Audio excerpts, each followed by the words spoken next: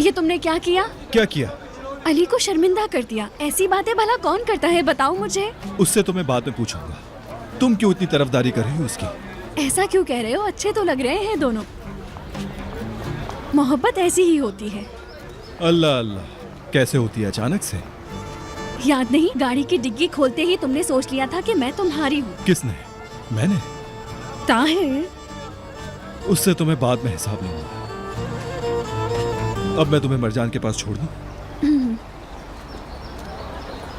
मैं अकेले जाना चाहती हूँ। क्यों? जैसा तुमने कहा था, सर उठा के चलना, निडर होके। तुम साथ होते हो तो खुद को महफूज समझती हूँ मैं, पुरसुकून महसूस करती हूँ। ताहिर, तुम मुझे थोड़ा सा तो बहादुर बनने दो ना। मुझे पता है कि मेरी बातें सुनकर तुम्हें गुस्सा आ रहा है, लेकिन ये मेरे लिए बहुत ज़रूरी है और मुझे सर उठाने के लिए इस चीज़ की ज़रूरत है।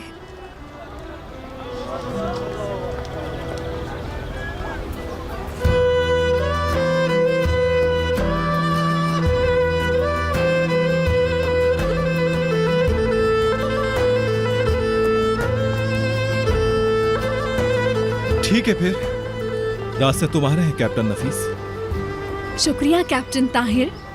चलो अब जल्दी से काम पर जाओ, ठीक है? जो आप कहो।